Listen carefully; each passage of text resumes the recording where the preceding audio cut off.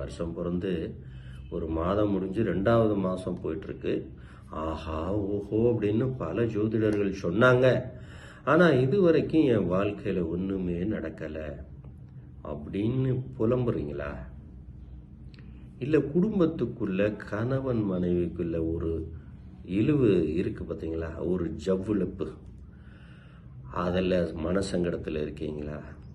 கணவனாக இருந்தாலும் மனைவியாக இருந்தாலும் ஆணாக இருந்தாலும் பெண்ணாக இருந்தாலும் கடகராசிக்காரர்களே, இந்த வருடம் மரியாதை கிடைக்கும். போகின்ற இடங்கள்லாம் புதிய ஒரு மரியாதை கிடைக்கும். அதே மாதிரி நீண்ட நாளாக எதிர்பார்த்துக்கிட்டு இருந்த சொத்து உங்களுக்கு கிடைக்கும்.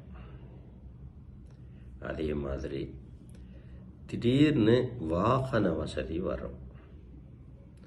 உறவுகள் மத்தியில் உங்களுக்கு ஒரு பெருமை வந்து சேரும். இது ஏன் இந்த வருடம் நடக்குது? எல்லா வருடமும் இப்படித்தானே இருக்கு. இந்த வருடம் உதயமாகும் போது லாபஸ்தானத்துக்குள்ள உச்சம் பெறுகின்ற இடத்துல உங்க யோகாதிபதி இருக்காரு. அப்போ இந்த மாதிரி ஒரு காரணத்துல இந்த வருடம் இயங்குறதுனால கடகராசிக்காரர்களே, உங்களுக்கு ஜென்ம குருவாகவும் வரப்போகிறார், விரய குருவாகவும் இருக்கிறார், தனஸ்தானத்திலையும் இருக்க போறார். அப்ப 12ஆம் இடத்துலையும் இருக்கிறார் குரு பகவான், ஜென்மத்துக்குள்ளையும் வர்றார், 2ஆம் இடத்துக்கும் போறார். இத்தனை விஷயங்கள் இந்த வருடத்தில் உங்களுக்கு உண்டு. இதை முதல்ல மனதில் நிறுத்திக்கங்க கடகராசி அன்புள்ளங்கள்.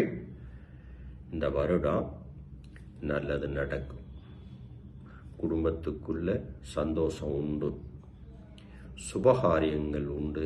உங்கள் குழந்தைங்க கல்யாண வயசில் இருந்தால் உடனே அதற்கான வரன் பார்க்கறது, தேடுறது, அதற்கான பொன்பொருள் வாங்குவது, இதெல்லாம் நடக்கும். ஏன்னா திடீர் அதிர்ஷ்டங்கள் காத்திருக்குது அப்படின்னாலே இவ்வளவு விஷயம் இருக்கு.